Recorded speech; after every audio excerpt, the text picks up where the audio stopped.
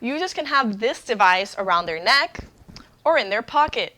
When they come into close range with another user, over 100,000 restaurants closed to COVID-19. However, thank you, restaurants like Scooters are here to defeat the odds. Y Disney confirma que sus próximos planes incluyen el estreno de Wakanda. Oh, Zach, did you ever have a favorite toy as a kid? Over 150 people who lost their battle to COVID-19 are being remembered through these floating candles that are being dropped into this pond. 1 week until Election Day, a former president campaigns in Florida. An average decline of 5 percentage points in kids grades 3rd through 5th. But according to Christian, this decrease is not only attributed to online classes. Has been ousted from her committee assignments. 11 Republicans joined the Democrats in voting to remove green. For some people, medians are more than just a piece of concrete dividing traffic. It signifies income. If this ordinance gets approved, this will no longer be the reality. With a list of demands in hand, they walked up these steps. They wanted change and they wanted it now. We found this loss can continue even after summer break. The Marion County School District calls it the COVID slide. Students are falling behind in their classes, and the blame is the pandemic. Gabriela Goudet is just one of many parents who saw her kids struggle since new safety measures were implemented in schools. Es lo mismo estar en el salón de clase. It's not the same as learning traditionally in the classroom. And there's an added obstacle they had to face, the language barrier. Tenía que tomar tiempo de I had to take time off from my job to help them. I would help them translate and would even do their homework. The learning was not for them, but for me. The dream she had about her kids attending school turned into a nightmare. Horrible. Horrible. Horrible. Aside from the fact that we didn't have enough devices, we didn't have 2 laptops. I felt not frustrated but intimidated. I would call my friends and ask, "Did you understand? What did he say? What does he want us to do?" Trying to learn the language while coping with their feelings made learning much more difficult. However, it's not just them. After a series of tests, Marion County noticed kids in all grades and all backgrounds struggled during the pandemic. Marion County Public Schools Director of Public Relations, Kevin Christian. We took that test the first quarter, things looked up, things looked promising. But when we took that test at the end of the second quarter, those results dipped, and that causes us great concern. Marion County saw an average decline of 5 percentage points in kids grades 3rd through 5th.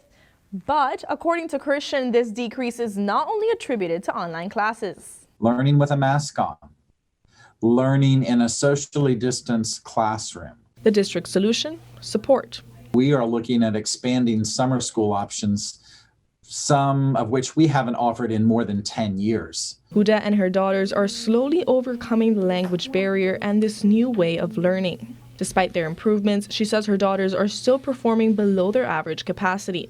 A change back to normal is what she wants sooner rather than later.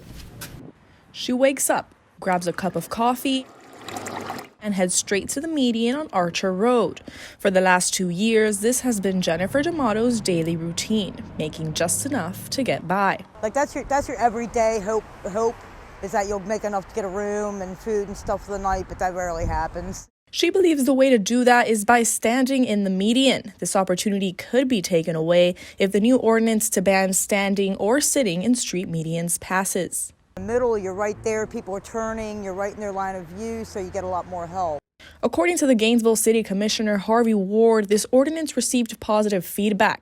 He wants the community to understand that it's a matter of safety. It's not aimed at people asking for money. It's aimed at anyone standing in a median that is smaller than 6 feet. Ward says this idea emerged after a panhandler was killed by a car back in April 2019. It's something that I lose a lot of sleep over as a city commissioner, knowing that at least one life has been lost because someone was in the median. For some people, medians are more than just a piece of concrete dividing traffic. It signifies income. If this ordinance gets approved, this will no longer be the reality.